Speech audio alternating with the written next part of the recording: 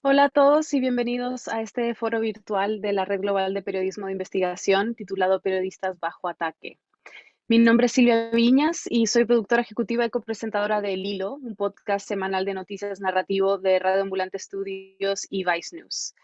Estamos en este foro porque los periodistas están en el punto de mira en todo el mundo, con niveles sin precedentes de hostigamiento, vigilancia, amenazas legales y abuso físico. La impunidad es cercana al 90% y la mayoría de los asesinatos de periodistas quedan sin resolver, pero los periodistas y sus aliados están decididos a resistirse. En este foro virtual de la Red Global de Periodismo de Investigación reunimos a reporteros en primera línea que han vivido en carne propia estos ataques. Vamos a preguntarles cómo trabajan y qué hacen para garantizar su seguridad y protección. Periodistas de todo el mundo pueden aprender de ellos. Se han defendido en batallas legales, han sido rastreados con spywares intrusivos y han recibido amenazas de muerte por su trabajo. Ahora sí, quiero presentarles a los invitados de hoy. Marcela Turati es una periodista de investigación que cubre las víctimas de la guerra contra las drogas en México. Es cofundadora del laboratorio de investigación periodística Quinto Elemento Lab y coordinadora del sitio web A Dónde Van los Desaparecidos, de investigación y análisis de los desaparecidos en México, y el proyecto hashtag Más de 72 sobre masacres y desapariciones de migrantes. Marcela también cofundó Periodistas de a Pie, una organización que se dedica a promover redes de capacitación, protección y seguridad de periodistas. Hola, Marcela. Hola, muy buenos días. Un gusto estar contigo aquí. Ok, también tenemos desde Perú Christopher Acosta, es periodista de investigación. Sus informes, que han revelado esquemas de corrupción, fraude financiero y crimen organizado, han sido publicados por la revista Poder, los diarios La República y El Comercio y por Latina Televisión, donde hoy dirige la unidad de investigación. Es uno de los fundadores de Colpin, la Conferencia Latinoamericana de Periodismo de Investigación, uno de los encuentros periodísticos más importantes de la región. Hola, Christopher.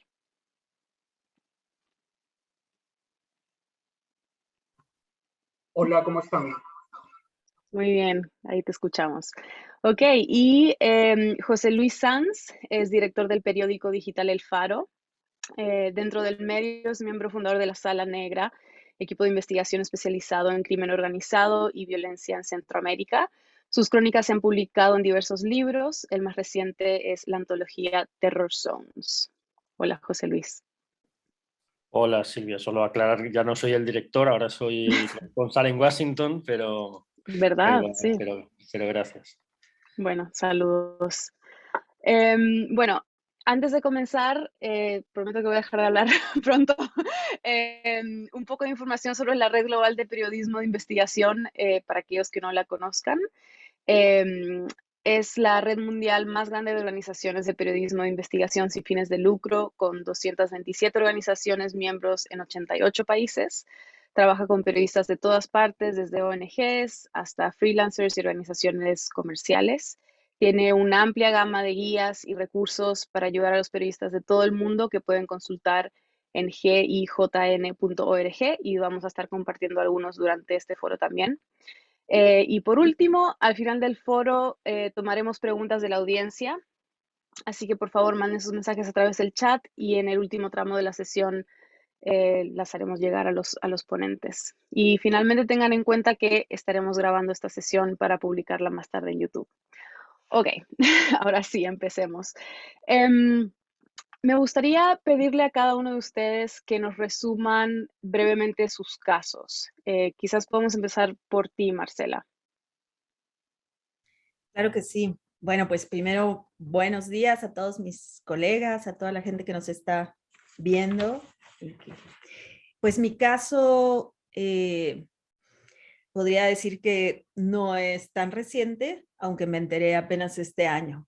Y es que cuando salió este Pegasus Project y que revelaron los celulares que podrían ser blanco potencial o que habrían sido blanco potencial de el malware Pegasus, pues ahí está mi número telefónico, ¿no?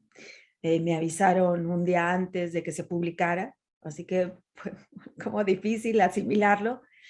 Y un mes después cuando una abogada de las casos de masacres que yo cubro, que son las masacres en Tamaulipas, cerca de la frontera con Estados Unidos, masacres que ocurrieron en 2010, 2011, cuando tiene acceso al expediente judicial de esas masacres, pues empieza con un reportaje mío y de ahí órdenes para que se revele, bueno, para que pues para tener un espionaje a quién estaba llamando, a quién había llamado desde un año antes, hacer una lista de todos mis contactos, una red de vínculos, dónde estuve y cuándo y cómo vi a la probable fuente de información del sitio web que publicamos, ¿no? De más de 72 de las masacres, y bueno, y sin pedir orden del juez, lo hizo la Procuraduría General de la República, la Fiscalía, sin pedir orden de ningún juez. Entonces estamos, la abogada, una antropóloga forense y yo, en el mismo expediente del cártel de los Zetas, y somos también espiadas, y ahí se pone que el delito puede ser secuestro y delincuencia organizada. Eso para poder tener acceso, o sea, para no tener que decirle a un juez o argumentar ante un juez que estaban espiando a un periodista, una periodista y a una defensora, ¿no? Entonces, bueno, eso fue muy fuerte, eso ocurrió 2016 y no sabemos si siguió, ¿eh? El expediente sigue abierto, ahí estamos. Y bueno, esa es una de las partes, pues, que yo puedo exponer aquí, y la otra es como periodista que ha promovido la creación de redes de protección a periodistas, que nos ha tocado muchas veces actuar en emergencias cuando un periodista tiene pues, que salir o está en riesgo, ¿no? Eso. Sí, gracias, Marcela. No sé si también nos puedes contar un poquito sobre la situación en general de los periodistas en México ahora, ¿no? Este año ha sido especialmente fuerte. Sí, la situación en México es un desastre, ¿no? México es el país más peligroso para ejercer el periodismo desde hace varios años y es un país que oficialmente no está en guerra, ¿no? Entonces, hemos estado muchas veces por encima de Irak, de Afganistán, en asesinatos de periodistas. Este año, del 10 de enero al 10 de febrero, en un mes, fueron 5 periodistas asesinados en diferentes partes del país. Entonces, pues desde el 2000 a la fecha tenemos 150 periodistas asesinados y 25 periodistas desaparecidos, según el conteo de Artículo 19, por causas vinculadas, posiblemente vinculadas a su profesión, ¿no? Entonces, además están subiendo el acoso judicial, eso lo estamos viendo, vuelven estos delitos, vuelve a enjuiciarse a los periodistas por sus publicaciones. Tenemos los casos de espionaje, ya Pegasus se había revelado desde 2017, pero bueno, sabemos que Pegasus no es todo, o sea, Pegasus es como para un grupo de periodistas en el que quieren invertir dinero, pero pues tenemos muchos tipos de virus y de otras técnicas de espionaje, y amenazas se ha incrementado muchísimo, creo que en muchos países, ¿no? Y más con la pandemia, las amenazas a partir de redes y de internet, ¿no? Entonces el panorama, además un acoso constante desde el poder, que es desde muchas veces desde el presidente de la República, ¿no? Que diariamente o cada tercer día en sus conferencias que tiene, que son casi en cadena nacional, pues ataca a los periodistas, y hoy justamente acaba de decir que todos somos corruptos, deshonestos y bueno, todo lo que siempre, que somos criminales, el AMPA del poder, sicarios del periodismo, y sus seguidores, que muchas veces son también, pues, o sea, están en estas campañas, y es muy, muy fuerte, ¿no? Esto es por las investigaciones que le molestan, y se va contra todo tipo de periodistas, es en un acoso muy, muy fuerte. Bien, terrible. Acabamos de compartir una guía de cómo rastrear las compras de tecnología de espionaje de tu gobierno, una guía que puede ser muy útil. Vamos a seguir compartiendo guías en el chat para que estén atentos. Sigamos quizás en esta línea de espionaje. José Luis, cuéntanos el caso del Faro y qué pasó, que es muy reciente, ¿no? Es muy reciente la confirmación, efectivamente. Digamos que en el caso del Faro, claro, estamos hablando de una redacción, estamos hablando de un periódico que, como sabéis, ya tiene, bueno, va a cumplir 24 años, ¿no? Y hace al menos 10 años, un poquito más, que la seguridad se convirtió en un tema central para el periódico, ¿no? Por diferentes tipos de amenazas, por evidencia de seguimientos, etcétera. Entonces, digamos que lo que pasa es que la cosa ha ido escalando, ha ido evolucionando hasta un punto en el que efectivamente el noviembre pasado, cuando Apple envió a periodistas, a ciudadanos de diferentes países, una alerta diciéndoles que había sospecha de que sus dispositivos podían haber sido atacados con un software de espionaje vinculado, sponsorizado, ¿no? Patrocinado por un gobierno, por el Estado, de los 24 periodistas que recibieron esa alerta en El Salvador, 14 eran del Faro. Nosotros en ese momento, de todos modos, ya estábamos en un proceso de verificación de nuestros dispositivos porque teníamos ya algunas alertas. Estábamos trabajando en un análisis con 3 organizaciones, con Access Now, con The Citizen Lab y con Frontline Defenders para analizar nuestros dispositivos. Y efectivamente terminamos confirmando que de una organización que ronda las 36 personas, 22 habíamos sufrido espionaje en nuestros dispositivos usando Pegasus, lo cual es 2/3 del periódico. Claro, esto sucede en un contexto en el cual lo que describe Marcela se ha convertido también en la normalidad con la evidente obviedad de los asesinatos de periodistas, ¿no? Pero quiero decir, me refiero a esto último que describía de la campaña mediática constante, el ataque desde la presidencia de la República, etcétera, contra el periodismo se ha convertido en la nueva normalidad en El Salvador en los últimos 2 años. Y en el caso del Faro, además, esto sucede, se suma a campañas de descrédito específicas desde medios controlados por el Estado contra periodistas y contra el medio, acoso por parte de instituciones del Estado. Estamos sufriendo desde hace 2 años una serie de auditorías claramente malintencionadas del Ministerio de Hacienda. El presidente dijo públicamente que nos estaban investigando por lavado de dinero, lo cual es falso, pero indica la intención de acusarnos de lavado de dinero. Ya estamos empezando, hemos recibido los primeros informes de que nos quieren acusar de evasión de impuestos, una falsedad absoluta, pero es decir, todo el aparataje del Estado empieza a funcionar contra el periodismo en general y en el caso del Faro contra nuestro equipo específicamente, ¿no? para impedir que podamos trabajar y sobre todo, como bien decía Marcela, en el caso del espionaje, para poder tener acceso a nuestras fuentes. Es decir, es la construcción de un contexto de terror, ya no solo para quien es una voz crítica, sino para cualquiera que pueda colaborar con la transparencia, ¿no? Entonces, digamos, hay un doble efecto de ese espionaje, ¿no? Se golpea a los periodistas, pero claramente se intimida a toda la sociedad para que se aleje de los periodistas, para que tenga miedo de las consecuencias de colaborar con la transparencia o de simplemente acercarse a ciertos periodistas.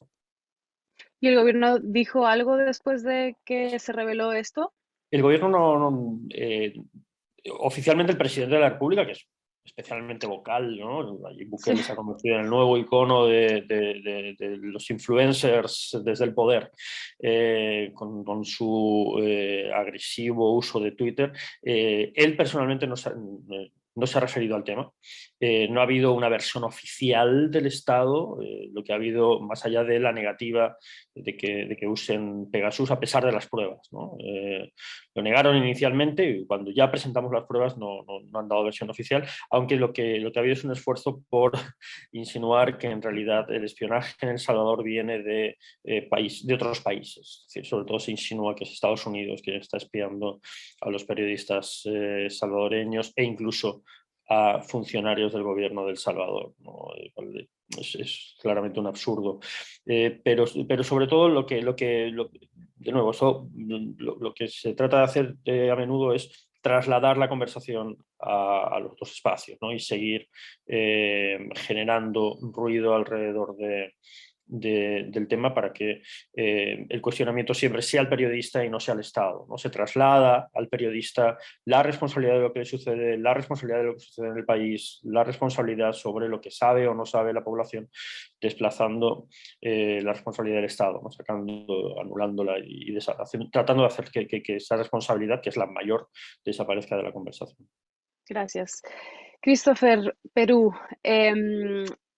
Marcela decía hace un momento que ahora en México se ve más de este tipo de como acoso legal, ¿no? Judicial.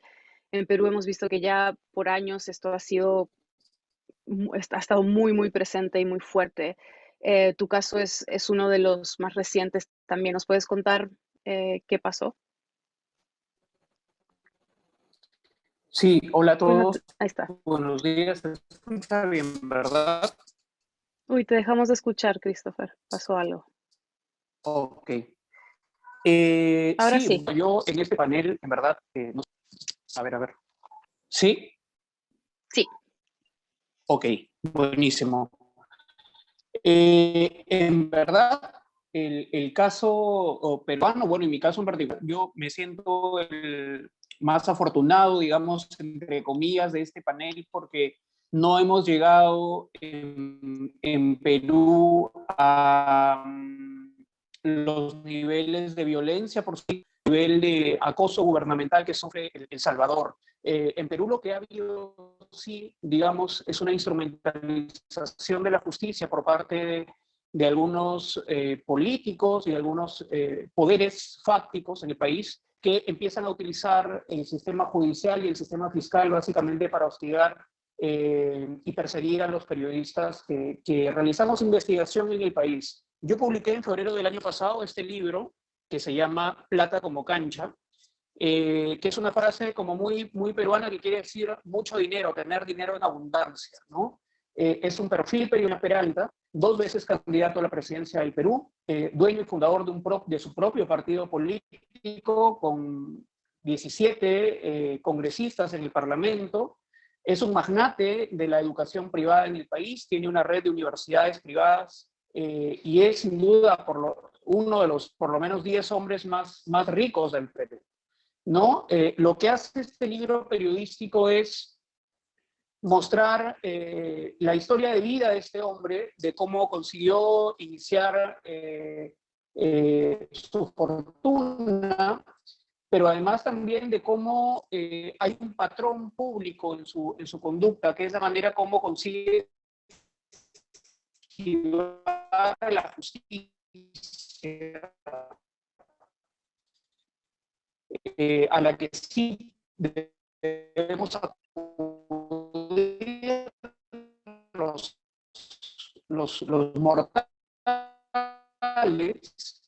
pero no necesariamente los ricos, ¿no? El libro cuenta por primera vez la historia de cómo un equipo legal que trabaja para él consigue cerrar acuerdos confidenciales de soles a las personas que lo denuncian a él por algún tipo de agravio. Por ejemplo, para que tengan una idea del nivel de cosas que un libro de su profesor universitario mandó a reimprimir la tapa y se hizo autor del libro, ¿no? En el mundo, reimprimiendo la tapa de un libro, mandó a reimprimir un libro completo del cual él se hizo autor. Sacó al verdadero autor de la tapa del libro y se hizo el autor. Wow. El libro encuentra también una serie de indicios e historias de plagio en sus tesis de maestría y de doctorado, que él consigue en la Universidad Complutense de Madrid. Cuenta la historia de cómo, pese a que la universidad decidió retirarle el título de doctor, él a nivel judicial en España,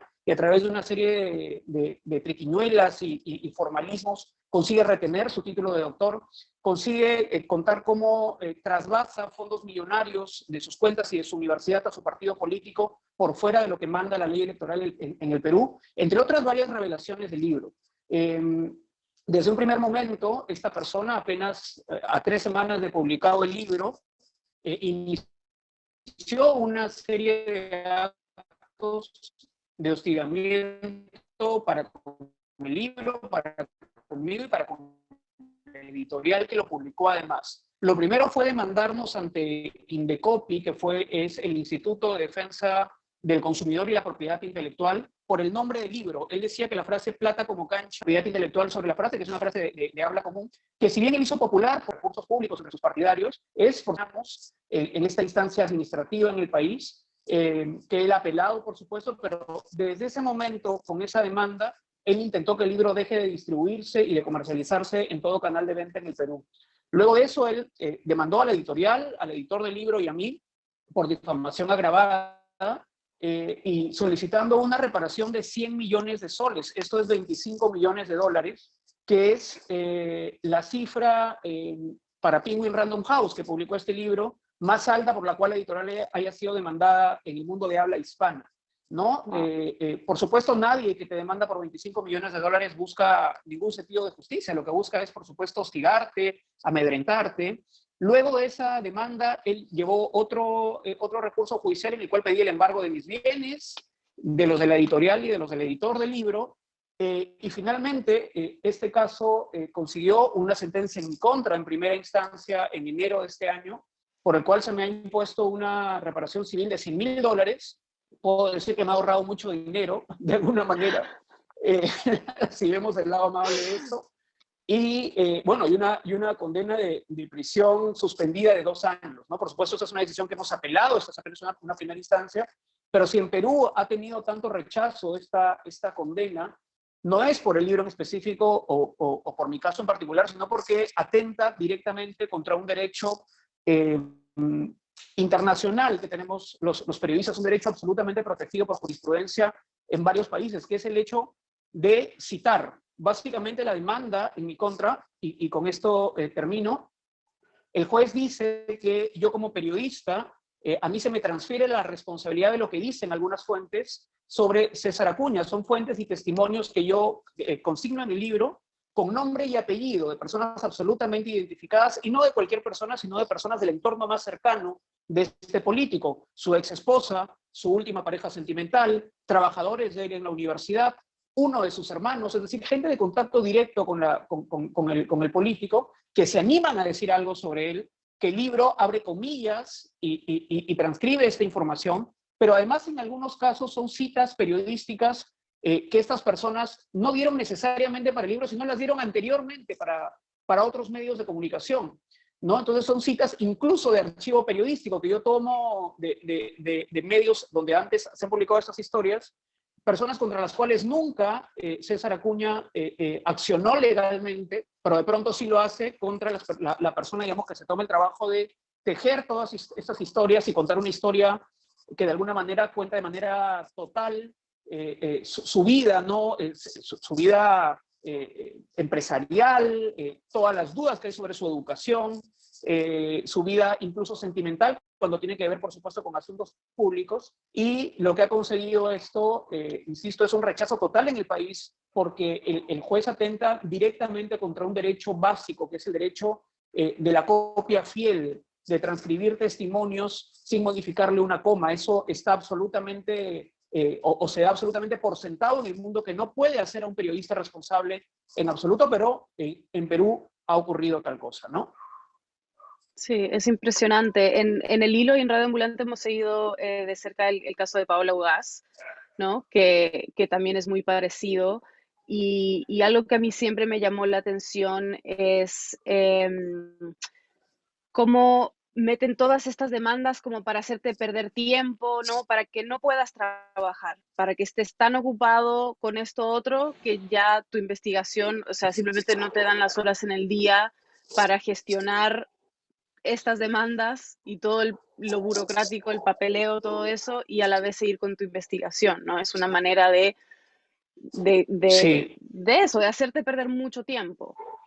es un gran distractor, por supuesto, atender un proceso judicial, porque hay que asistir a las audiencias, hay que volver a tus documentos, organizarlo, reunirte con el abogado.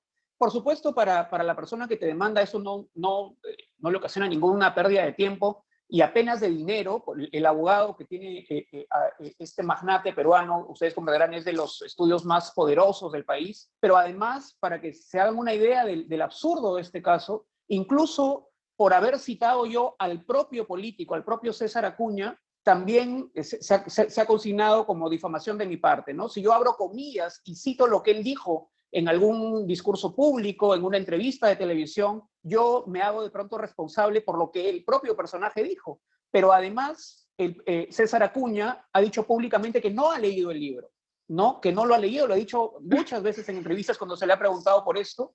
Por lo tanto, yo creo que eso era suficiente como para que cualquier juez medianamente sensato ni siquiera admita una demanda, ¿no? Él ha transferido su indignación, el daño de su reputación, como dice él, a un grupo de abogados para que esos abogados simplemente se encarguen de este periodista y de este libro, sin que él sepa realmente qué dice el libro sobre él, ¿no? Él más de una vez ha dicho que esto, que no lo ha leído, no lo conoce y que por tanto es que sean sus abogados los que se encargan del asunto.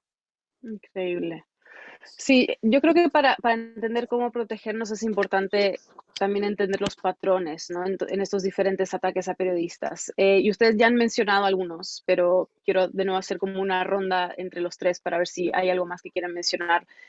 Marcela, por ejemplo, aparte de lo que ya has mencionado, ¿qué estrategias usa el Estado o el crimen cuando acosan a periodistas, secuestran, desaparecen, espían? Sí, o sea, no hay un solo patrón, son tan múltiples, tan variados, pero sí podemos ver, o sea, lo que sabemos según han investigado organizaciones, ¿no? Es que los perpetradores, siempre se piensa que en México es el crimen organizado, ¿no? Que son los cárteles, y lo que vemos es que los principales acosadores o silenciadores de periodistas son funcionarios públicos, son políticos, ¿no? Son mucho más de la mitad de los casos, pero también vemos que hay una mezcla entre varios, ¿no? O sea, muchas veces criminales, o sea, son alquilados o se alquilan a personas de la delincuencia organizada para silenciar a un periodista por alguna nota que no gustó a algún funcionario, ¿no? Entonces eso. La otra es, pues 2 de 150 periodistas que han sido asesinados, solo 2 vivían en la Ciudad de México. Entonces, las agresiones principalmente van a la prensa local, ¿no? Y que es la prensa más, los periodistas más precarizados, los periodistas con muy malas condiciones de trabajo, y que también quizás tienen menos capacidad de reacción en cuanto a redes o contactos con organizaciones internacionales o nacionales que puedan en algún momento activar algo para protegerlos. Los temas que cubrían, o sea, los temas que más molestan son la corrupción y los temas policíacos, ¿no? O sea, como todo esto de los crímenes, denunciar crímenes y tal, pero también vemos como otro patrón que son los megaproyectos o proyectos empresariales. El narcotráfico es un megaproyecto, ¿no? Entonces te quitan de en medio por cuando hay mucho dinero o cuando hay un proyecto político, un proyecto empresarial importante, y puede ser ni siquiera por haber investigado algo relacionado con eso, o sea, no tanto por investigar corrupción, sino por, no sé, por decir que en esa zona están habiendo desapariciones, que hay mucha inseguridad, cosa que haga que la inversión se ponga en riesgo, ¿no? Entonces, muchas veces los no sabemos, o sea, porque no hay en todos lados como un entendido de que se puede publicar o que no. La otra es, los asesinatos ocurren generalmente en momentos pues, en que el periodista está haciendo su rutina. Hemos visto que ha habido varios, pues que es cuando están sacando su automóvil para llevar al niño a la escuela, ¿no? Cuando están llegando a su casa, cuando, en el caso de Javier Valdés, un periodista pues que queremos, sí, que queremos mucho, asesinado en 2017, cuando sale de la redacción. Eso significa que varios hubo seguimiento, ¿no? Entonces, que antes fueron seguidos, eso por un lado. La otra, en varios casos, creo que en muchos, antes tuvieron advertencias. Había un clima extraño, incluso en redes sociales, les habían mandado decir quizás que estaban amenazados, pero en países como México, donde ya tantos años amenazado por tantas cosas, ¿no? Es tan difícil saber si esta es en serio o no. Y también hay un riesgo que yo noto, que es cuando tú bajas el switch del miedo, cuando tú mismo lo normalizas, porque dices, bueno, es otra agresión más, o sea, bueno, esto es parte de nuestro oficio. Entonces, en varios casos había advertencias, ¿no? Y la otro patrón es que la autoridad generalmente trata de decir, bueno, pues que no es algo vinculado a su profesión, si fue asesinado o desaparecido, que fue por otra razón, que fue por, no sé, por un lío amoroso, que fue por un pleito de vecinos, y generalmente presentan rápido a los sicarios, ¿no? A la gente que quizás, que podrían ser o no los que activaron el arma, pero no investiga quiénes son los autores intelectuales, quién les pagó. Entonces nos quedamos en la superficie. Esos serían los que mencionaría. Ya. Y José Luis, entre los colegas que fueron espiados del Faro, no nos tienes que decir que estaban investigando, pero había algo en común, o sea, ¿no? ¿Por qué ellos y no otros? ¿O fue random?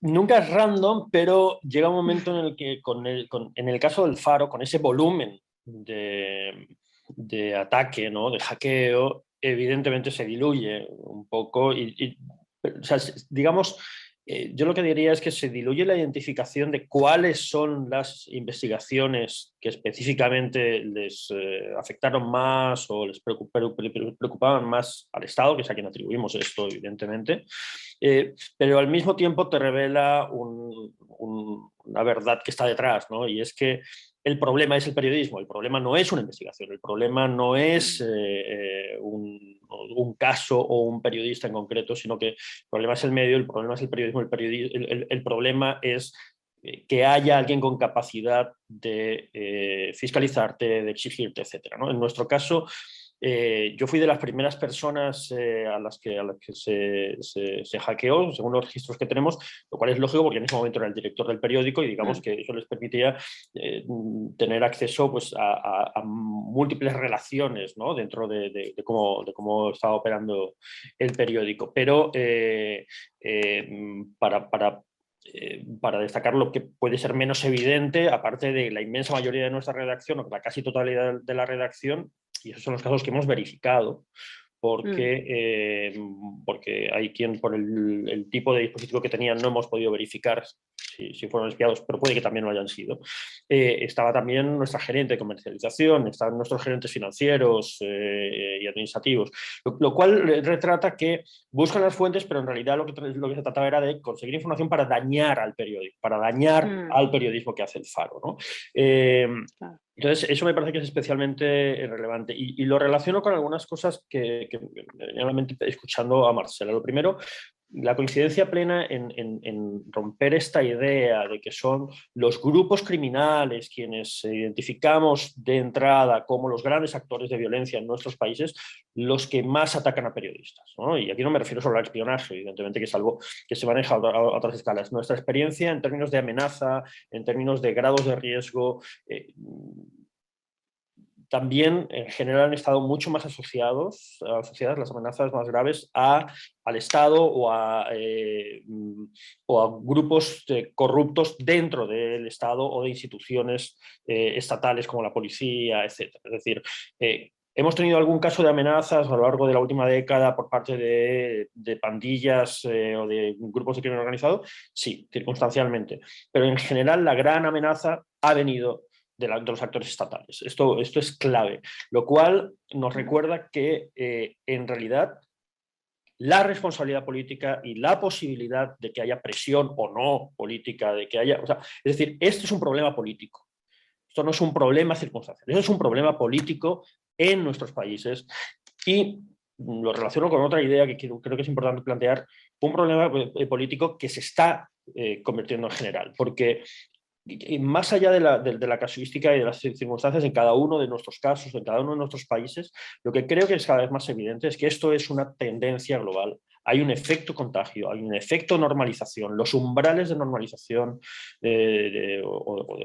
o de reacción, por el otro lado, a las amenazas a periodistas, a la criminalización del periodismo, al uso de herramientas cada vez más brutales, más sistemáticas, o sea, al uso del Estado para perseguir a periodistas. Ya digo, esos umbrales se están moviendo, ¿no? No estamos hablando de esa idealización de las democracias en las que estábamos hace 30 años, en las cuales todo parecía excepcional. No, la normalización, la repetición de patrones, insisto, con casos muy específicos y con variaciones siempre, pero hay como un punto común que hace que esto sea una tendencia global y que creo que tenemos que entenderla de esa manera, sobre todo en regiones con países tan pequeños como Centroamérica es muy evidente. El impacto que tiene lo que sucede en México en lo que sucede en la región, me refiero en términos de ataque a periodistas, es muy evidente. El impacto que ha tenido la tendencia del debate público sobre el periodismo en Estados Unidos, creo que en México, pero desde luego en Centroamérica, es evidente. Es decir, me parece que tenemos que entender que esto es un problema global y que esto es un fenómeno en el que se están dando contagios y alianzas globales para atacar a periodistas. Y diría solo dos ideas más para dejarlas en la mesa. Uno, esto se expresa también en el hecho de que y conectándolo con tu pregunta, no siempre esos ataques suceden ya en reacción a una publicación, sino incluso de manera preventiva. Es decir, el Estado, y eso es algo que, por ejemplo, en nuestro caso ha sido muy evidente con este gobierno, con el gobierno de Nayib Bukele, frente a los posibles seguimientos, espionajes o amenazas que recibimos en gobiernos anteriores, ¿no? Que sí se percibían siempre como en el contexto como de un pulso, en un pulso democrático y en un pulso político. En esos momentos se rompen las barreras y el Estado empieza a actuar, digamos, el proyecto político de Nayib Bukele, y una vez llega al poder, el Estado actúa casi de manera preventiva, empieza a atacar al periodismo antes siquiera de que haya investigaciones que le cuestionen, porque ni siquiera había llegado al poder cuando empezó a atacar al periodismo, ¿no? Claramente es una decisión y es una estrategia. Y lo segundo, que creo que también es distintivo y no tenemos que perderlo de vista, es la inversión económica. Es decir, se invierta mucho dinero, en general estatal, pero público, pero la enorme cantidad de recursos puestos al servicio de atacar a periodistas, ¿no? Tampoco estamos hablando, yo creo que tenemos que sacarnos la idea de esa idea de la reacción, ¿no? De la reacción emocional. Esto este escenario brutal que se trata Christopher, que es, digamos, si no fuera tan grave, sería absurdo, ¿no? En realidad, no estamos hablando, corrígeme Christopher, pero ni siquiera en tu caso estamos hablando de un empresario o un hombre de poder loco que se sale de la norma. No. O sea, hay una estrategia, hay una inversión económica, hay una enorme inversión de recursos, en este caso privados, pero en el caso de México, en el caso de El Salvador, estatales, puestos al servicio de dañar al periodismo. Esto es un problema político y me parece que eso todavía a veces creo que los mismos periodistas pensamos que estamos enfrentando a actores individuales, circunstancias, ¿no? No, hay un aparataje que está atacando a periodistas. Totalmente, justo te quería preguntar sobre esto, Christopher, porque claro, lo que llama la atención en Perú es que los jueces están aceptando estas demandas, ¿no? No las están desestimando, y eso es grave en sí. Entonces, ¿qué está pasando y quiénes son los que están detrás de estas demandas? Me imagino que mucho de lo que acaba de decir José Luis y Marcela resuena mucho con el caso de Perú. Sí, en el caso de Perú, insisto, yo con esto, en verdad, en este panel es como que el caso menor, porque aquí los actores están perfectamente identificados, ¿no? Aquí las demandas y el acoso a periodistas está proveniendo de poderes económicos perfectamente identificados. Y para dejar de referirme a mi caso, veamos lo que pasa con otros colegas que también hacen investigación periodística. Paula Ugaz, Daniel Llovera, Pedro Salinas, que en diferentes momentos han investigado, por ejemplo, al sodalicio de vida católica. Esta es una vertiente de la iglesia en el Perú. Es una comunidad que ha sido acusada a través de un libro periodístico de Pedro Salinas y Patricia Ugaz de haber cometido una serie de abusos físicos, psicológicos y sexuales contra una comunidad de estudiantes hace un par de décadas. Y a raíz de ahí, esos dos periodistas se enfrentan una retahíla de demandas judiciales por diferentes cosas, ¿no? Por diferentes temas, ya no solamente ligados directamente a su trabajo periodístico, sino de pronto aparecen ciudadanos de territorios lejanos, por ejemplo, demandando a Paola Ugaz por lavado de activos, lo cual origina que la Fiscalía inicie una investigación a sus cuentas personales y a su patrimonio personal. O el caso del colega Daniel Llovera, que publicó también una investigación para Al Jazeera relacionada a las finanzas de este grupo Sodalite, que lo tiene ahora también con una demanda por difamación agravada, ¿no? Aquí hay actores que representan al poder económico y político perfectamente identificados, que accionan contra periodistas utilizando el aparato judicial, pero también para dar una mirada más amplia del país y no quedarnos solamente en Lima, la capital. Hay periodistas en provincias que tienen también una serie de problemas legales, en este caso sí por autoridades, por ejemplo, regionales, ¿no? Gobernadores regionales elegidos a través de elecciones, que probablemente aprovechando que son casos por fuera de la mirada de la gran prensa, accionan legalmente contra periodistas y les meten 2, 3 demandas y los tienen básicamente apretados ahí, con casos que injustamente no tienen todos los flashes y toda la repercusión de los casos, digamos, más nacionales. Pero a diferencia de lo que ocurre en México y en El Salvador, hasta ahora esa presión contra el periodismo investigativo proviene de esos actores políticos y empresariales identificados, que pese a tener todas las luces encima, no tienen ningún problema en acudir al Poder Judicial, en torcer interpretación jurídica previa internacional para cometer estas demandas y con ello, por supuesto, hostigar a la prensa, ¿no? Volviendo al caso, por ejemplo, del político César Acuña, en esta demanda absurda en mi contra, por supuesto soy parte interesada, pero no puedo dejar de decir lo que digamos, que es esto, que es una demanda absurda.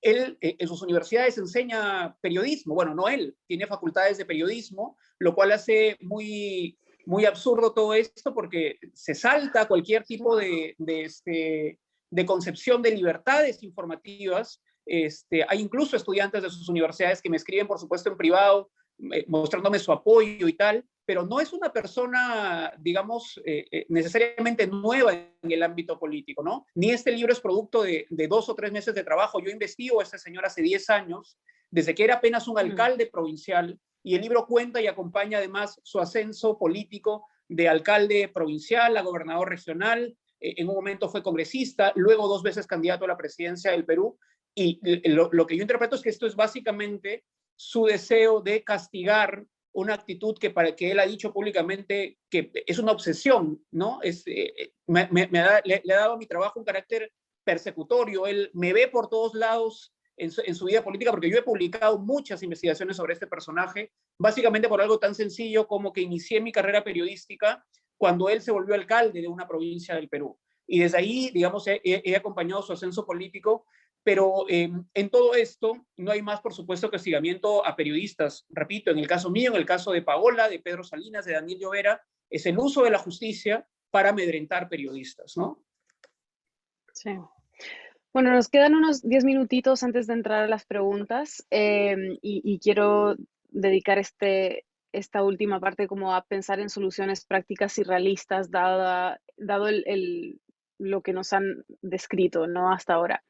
Creo que es clave aquí considerar la precariedad laboral de los periodistas en nuestra región. Se paga poco, ¿no? Los medios no suelen entrenar a sus periodistas en temas de seguridad física y digital, entonces tengamos eso en cuenta.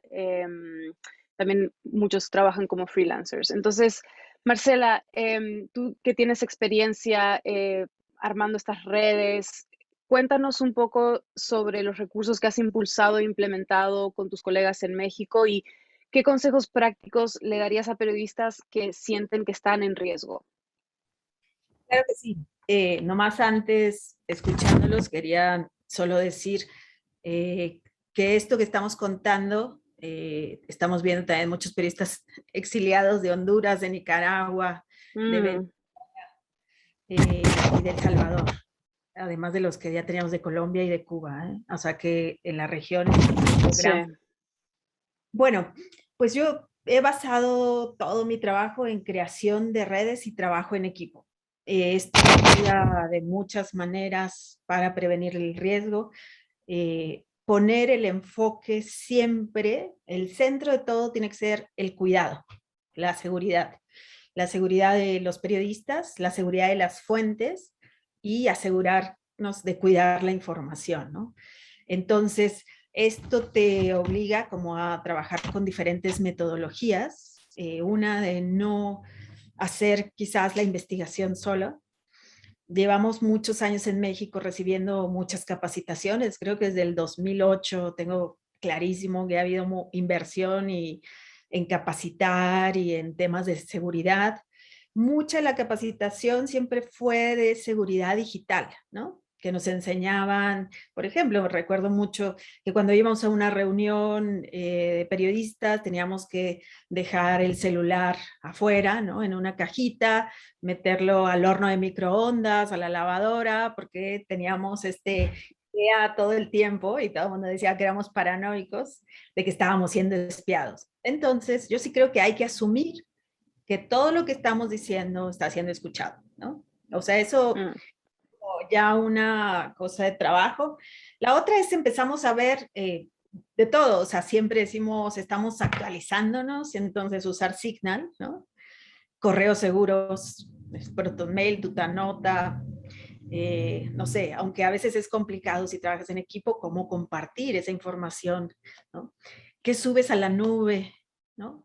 Quiero contar, en algún momento, hace un par de años, hicimos una investigación que era pues muy riesgosa y lo primero que hicimos fue ponernos de acuerdo de cómo nos vamos a comunicar, ¿no? Y qué sí nos vamos a decir. Entonces, desde tener una palabra clave que tiene que ser cortita, que pongamos en el grupo, ¿no? De Signal o según la plataforma que estemos usando, que significa que hay riesgo. Para esto hay que tener protocolos de seguridad, ¿no? De actuación. O sea, si alguien pone esa palabra, ya todos sabemos que hay que activar el protocolo, que es que hay que llamar a gente, todo eso se tiene que hacer previamente, ¿no?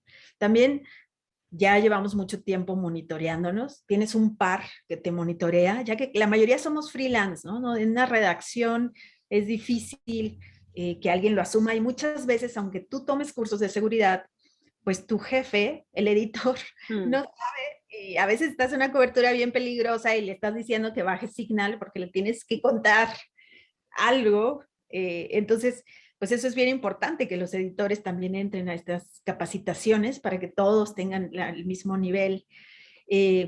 Tener pasaporte siempre en mano, ¿no? Por si tienes que salir del país, dinero en las coberturas, por si tienes que huir, o sea, no sabes, tener gente en los lugares a donde vas, a los que puedas preguntar cosas.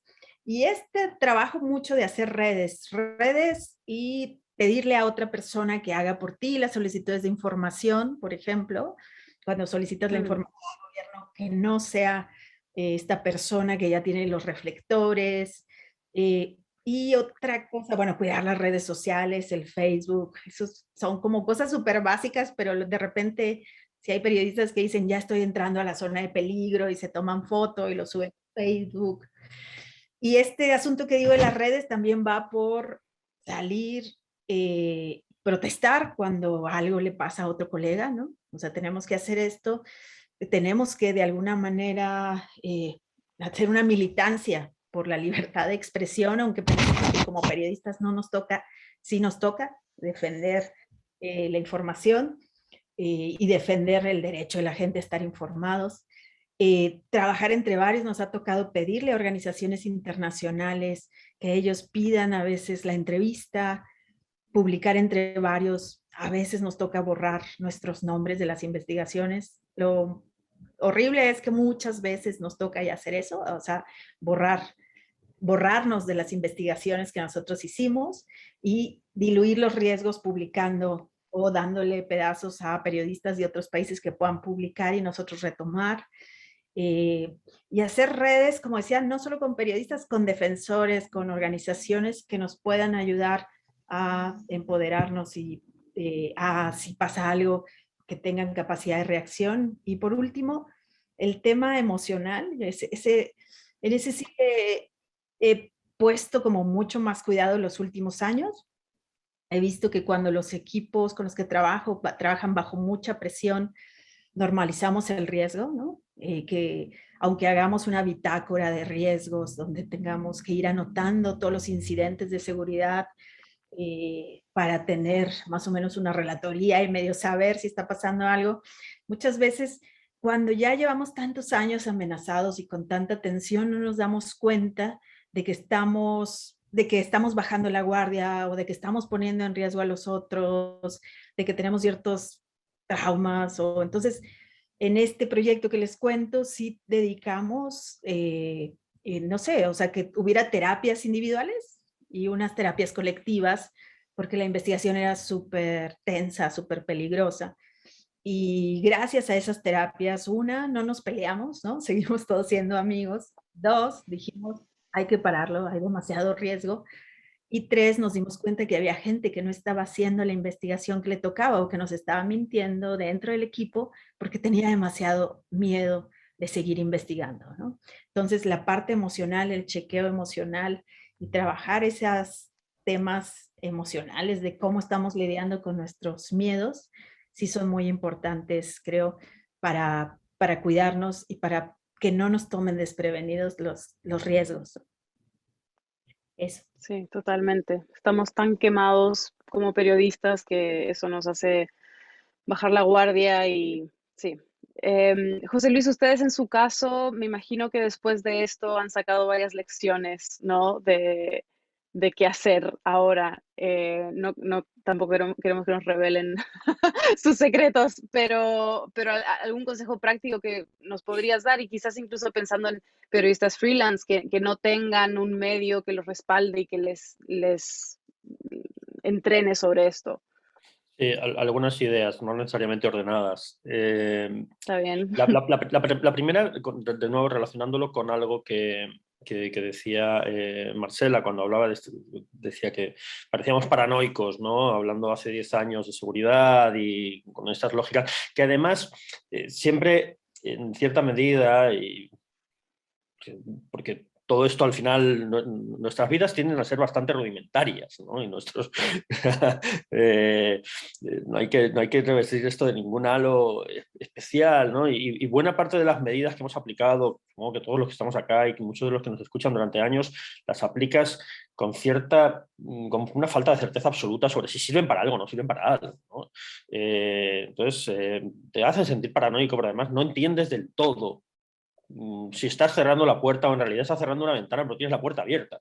Es decir, y una de las cosas que creo que es importante que entendamos es que, uno, esto es un proceso, ¿no? La seguridad no es absoluta, la responsabilidad última es de quienes nos atacan, pero asumir nuestra responsabilidad con la protección es asumirla totalmente. Y es un cambio de cómo entendemos nuestro trabajo. Es decir, si uno piensa que con usar Signal está actuando de manera segura, es mejor usar Signal que no usarlo, pero evidentemente tienes que entender tu trabajo desde la responsabilidad de la seguridad, ¿no? Y yo creo que el periodismo en ese sentido todavía nos falta en esas conversaciones, o en la reflexión colectiva, quiero decir, no en estas conversaciones, pero en la reflexión colectiva nos falta entender que esto tiene dos facetas muy importantes. Una es de seguridad industrial. O sea, cuando vemos a alguien en una construcción sin casco o sin arnés, nos parece una irresponsabilidad. Creo que tenemos que entender de esa misma manera la seguridad, ¿no? Es decir, estamos hablando de vidas en riesgo, las nuestras, o peor todavía, las de nuestras fuentes. Y yo creo que tenemos que seguir evolucionando y seguir discutiendo eso y seguir haciendo asentarse en nuestro pecho el hecho de que esto es una cuestión de responsabilidad, casi de hecho una responsabilidad ética, ¿no? Una responsabilidad cívica, una responsabilidad individual, una responsabilidad colectiva, una responsabilidad ética.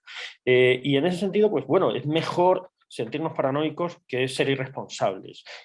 Pero sí que tenemos que hacer un trabajo constante para ir cerrando puertas, ¿no? Para ir siendo plenamente conscientes, por incómodo que esto sea, de que la seguridad forma parte de nuestro compromiso ético profesional con el trabajo. No podemos ser buenos profesionales si no seguimos caminando hacia hacer un trabajo seguro y proteger a nuestras fuentes. Y ahí un elemento, normalmente, de nuevo, todavía tenemos, hablo por mí, mi proyecto, a lo mejor todos los que nos están oyendo dicen, no, eso solo te pasa a ti.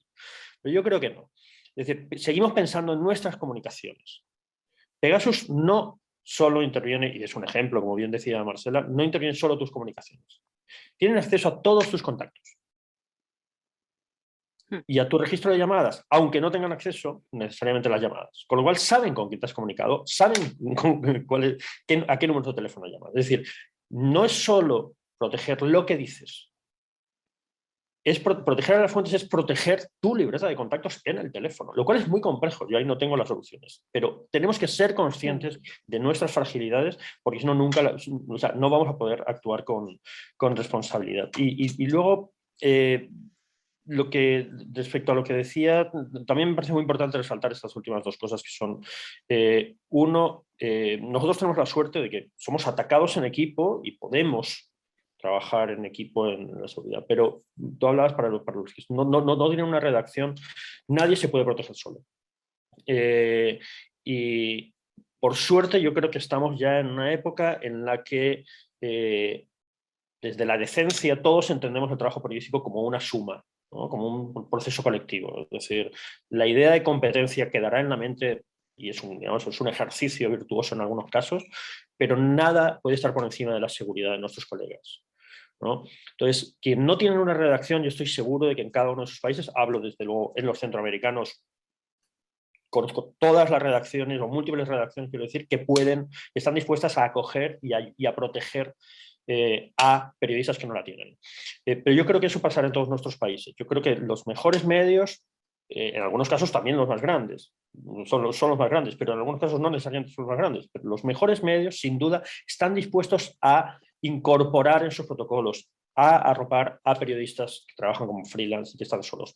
Yo creo que nadie se puede proteger solo, pero es que además quiero pensar que nadie tiene por qué protegerse solo, ¿no? Y no hablo solo de las redes, hablo de otros colegas periodistas y de otros medios. En eso estamos juntos y tenemos que estarlo, ¿no? Y ya digo, no solo desde el pronunciamiento de la denuncia, sino desde el compartir protocolos, desde el tener redes de protección o protocolo, o poner recursos. Es decir, y lo relaciono también con lo emocional. Es decir, la discusión sobre nuestra seguridad es clave.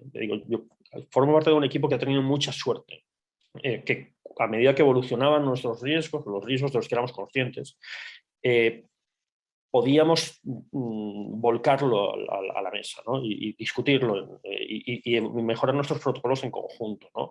Y yo me consta lo importante que puede ser para un periodista que tiene que abandonar en 12 horas un país o un territorio, tener a alguien al otro lado del teléfono diciéndole, cálmate, tienes esto, allí ya te está esperando un billete de avión. Eso tiene una implicación práctica, pero tiene una implicación también emocional. Parte de lo que buscan cuando atacan a periodistas es quebrarnos emocionalmente, individualmente y como equipos. Y esto solo lo podemos encarar como equipos, ¿no? Entonces me parece que es muy importante que quien no tiene una redacción, bueno, hablo por la mía, desde luego, aunque para algunos esté lejos físicamente, pero estoy convencido de que muy cerca tienen redacciones dispuestas a ser su redacción en términos de seguridad, ser su equipo, ¿no? Aparte de otras redes como las que ha construido Marcela, que ya existan. Es decir, creo que, me cuesta pensar que en el mundo en el que estamos hoy, una redacción no le va a tomar el teléfono o no le va a abrir un espacio a alguien que se siente amenazado. Quiero pensar que no es así, creo que todos debemos asumir que esas puertas están abiertas. Sí, yo también. Bueno, y también hay organizaciones, ahora estamos en el chat poniendo varias guías, hay un montón que pueden acudir que esperamos que sean útiles. Antes de pasar a las preguntas, rapidito, me gustaría saber, Christopher, si hay un periodista en tu situación, ¿qué es lo primero que tienen que hacer? ¿A quién pueden acudir? ¿Hay organizaciones? ¿Qué deben tener en cuenta cuando buscan apoyo legal? ¿No? Como, ¿qué deben buscar? Sí, por supuesto, los niveles de seguridad que en el caso mío se asumen, básicamente es un nivel de seguridad o de certeza de lo que estás digamos, de que lo que estás publicando es demostrable o verificable para evitar, digamos, situaciones legales complicadas, aunque pese a eso, en mi caso, como ya expuse, se han dado, ¿no? Una cosa a la que el libro recurre mucho y donde además en mi trabajo, en el canal de televisión donde yo laboro, hacemos mucho es respaldar nuestras informaciones con el acceso a la información pública, ¿no? Para este libro, por ejemplo, yo cursé más o menos unas 50 solicitudes de acceso a la información pública que provienen incluso de trabajos anteriores que terminan revelándose en este libro. Y hablo que eso te da un nivel de seguridad porque puesto ya en un juicio, te es más fácil o más demostrable ante un juez poder decirle de dónde proviene esa cifra, ese dato, esa información que tú estás ofreciendo. Señor, aquí está, esto me lo entregó la municipalidad donde el señor fue alcalde. O señor, aquí está, eso proviene de un expediente judicial, ¿no? En tal página o tal cita. Pese a eso, digamos, en este caso, al parecer no ha servido de mucho, pero es lo que corresponde hacer y que yo daría como pequeña sugerencia en este caso, ¿no? Cómo asegurar nuestras informaciones para evitar demandas de este tipo. Ahora, si hablamos ya del trabajo regular en el canal de televisión, cosas tan básicas como no hablar por teléfono sobre asuntos delicados que estemos investigando, sino usar otras aplicaciones, no acudir nunca fuera de nuestro medio de comunicación cuando hay una fuente con la que te vas a reunir por primera vez, intentamos de alguna manera que sea ella la que nos visite y no ir necesariamente solos a una reunión de este tipo o compartir con los compañeros la ubicación, el teléfono, los datos, la placa del auto donde te estás subiendo para hablar con una fuente si es absolutamente necesario que haya un contacto personal. Son cosas mínimas, digamos, con las cuales lidiamos día a día. Y quiero insistir con que en el Perú no hay necesariamente este nivel de inseguridad y violencia contra la prensa, no a nivel físico al menos, sino que la inseguridad, si cabe el término, viene por el lado legal, ¿no? Y si esta sentencia, en el caso Plata como Cancha, es preocupante, es porque básicamente si esto en algún momento queda como una sentencia firme, va a quedar como un antecedente muy peligroso para que cualquier otro político o cualquier otro poderoso, si siente tocados sus intereses, acuda a esta sentencia para decir, oye, aquí hay un juez que sí abrió investigación y que sí sentenció por el tema de citar, ¿no? Entonces, por eso es que ha despertado tanto las alarmas en el Perú, el hecho que empiece a haber algún tipo de jurisprudencia nacional que sentencie y que condene a un periodista por el simple hecho de citar, porque le pone al periodista de investigación un nivel altísimo de corroboración. En la sentencia de mi caso, que está además publicada en la web del Instituto Prensa y Sociedad, el IPIS, prácticamente el juez te pide un acto de presencialidad para tú poder citar, por ejemplo, las historias de violencia que la ex esposa de este personaje, César Acuña, cuenta haber sufrido en el matrimonio. Ella cuenta episodios muy desgarradores de violencia sufrida por este señor durante la etapa conyugal. Y en la sentencia, por yo haber citado esos testimonios de una persona de contacto directo con el personaje principal del libro, casi se me exige haber estado presente durante los hechos de maltrato, ¿verdad? Entonces, lo que yo sugiero básicamente es tener un nivel de demostrabilidad, no sé si cabe el término, lo más acucioso posible para enfrentar situaciones legales de este tipo, no tener el documento, tener muy ordenada la información siempre, tú nunca vas a saber si luego tienes que recurrir a ese papel que en algún momento dijiste, oye, no, esto no lo archivo porque aquí no pasa nada, no, hay que tener la información muy ordenada y muy a la mano para tener que acudir luego a foros de este tipo a demostrar cada línea de lo que dices. Entonces, yo creo que por ahí iría mi comentario. Bien, hay una pregunta más o menos relacionada con esto.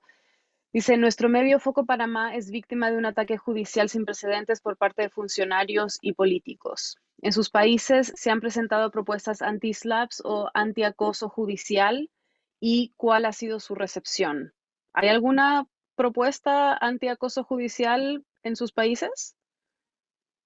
Yo creería que no, pero No que yo conozca, luego no en El Salvador.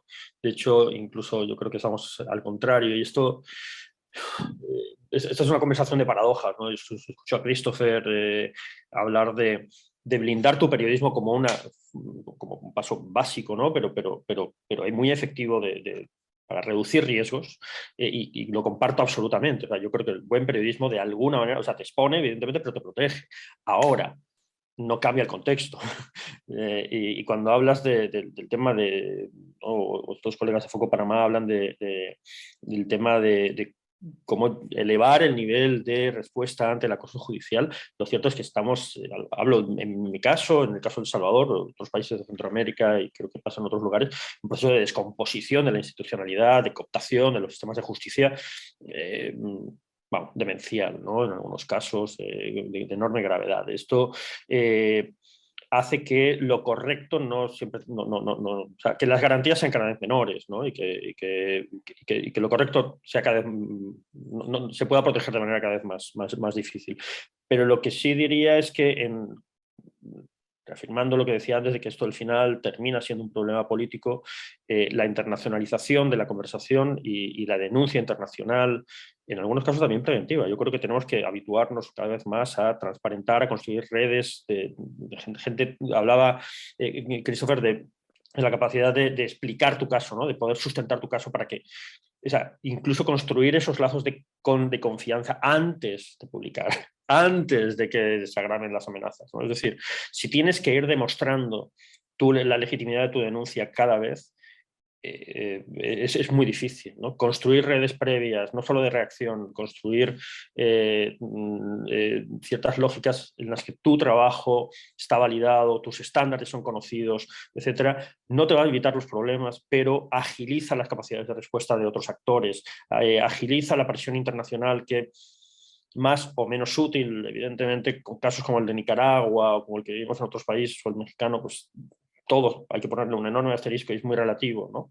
Pero sin esa presión tampoco internacional o sin la conciencia global va a ser imposible reaccionar. Entonces, no es una solución, pero evidentemente son caminos que hay que seguir explorando, ¿no? Porque en algún momento pueden ser importantes. Yo creo que se conozca lo que está pasando en Panamá es el primer paso para que alguien pueda trabajar y ejercer presión para cambiarlo. En Perú, Christopher, no hay nada, ¿no? Mira, para retomar un poco lo que mencionó José Luis, en efecto, suena muy básico esto de decir, digamos, de tener a la mano información demostrable de lo que tú estás contando o denunciando, pero es tan básico que hay que repetirlo, porque en verdad yo nunca me vi en una situación legal de esta naturaleza. Yo tengo ya varios años ejerciendo el periodismo de investigación. Nunca he tenido con ningún otro político ni con ningún otro objetivo de nuestras publicaciones, ni en el canal de televisión, ni en los medios donde estuve antes, una denuncia por difamación, digamos, esta persecución penal que he tenido de parte de este señor. Pero es volver, como dice José Luis, a lo básico, ¿no? Tener la información. O sea, si tú te ves en la obligación de demostrar cada cosa, es porque algo no está funcionando necesariamente bien. Pero también lo que he comprendido con esta demanda, que lo que busca es, de alguna manera, relativizar tu trabajo posterior también. Porque cuando en algún momento yo vuelva a publicar sobre este señor, que lo voy a hacer, porque de ninguna manera esto va a ejercer para mí una desmotivación o va a funcionar como una mordaza. Cuando yo vuelva a referirme seguramente a este señor en alguna investigación periodística, en alguna publicación, es seguro, ¿no? Porque incluso ya lo están haciendo varios de sus seguidores en Twitter, que te recuerden la demanda por difamación. Pero esto quizás no sea cierto, porque este señor lo demandaron y lo condenaron por difamación. Entonces, esto juega también a relativizar tu trabajo, digamos, pese a las cosas previas que has podido publicar de diferentes políticos o poderosos en el país, lo que en adelante hagas, si es que esto queda firme, que yo estoy seguro que lo vamos a revertir en una segunda instancia o a donde haya que acudir, va a funcionar como un gran relativizador de tu trabajo, ¿no? En ese juego de la posverdad y de si esto es cierto o no, demandar a un periodista por un trabajo de ese tipo juega o abona la idea de quizá esto no sea cierto, ¿no? Porque a ese señor lo demandaron y lo condenaron por eso.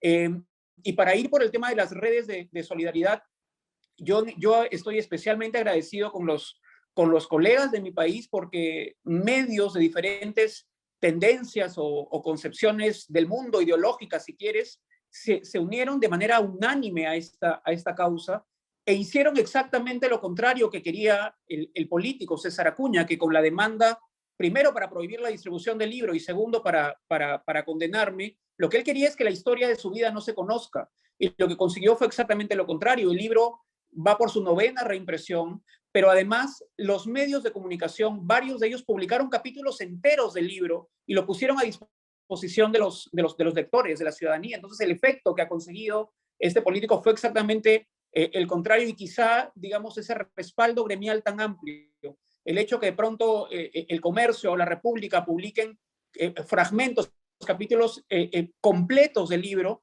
han funcionado también como una respuesta al nivel del personaje, ¿no? O sea, tú eres un personaje muy poderoso, con mucho dinero, pero hay una respuesta aquí también de la prensa unida contra ese poder. No estás, usted, señor magnate, contra un periodista solo, está usted contra el periodismo, porque usted está dañando al periodismo, no a una persona, ¿no? Entonces, ha funcionado así, digamos, en mi caso, este asunto. Sí, me gustaría cerrar con esta idea de las redes. Creo que hay una pregunta relacionada a esto. Y Marcela, creo que tú eres la indicada para responderla. Dice, ¿qué tiene que pasar para que el gremio periodístico se una y avance junto con la sociedad para vivir en un México mejor?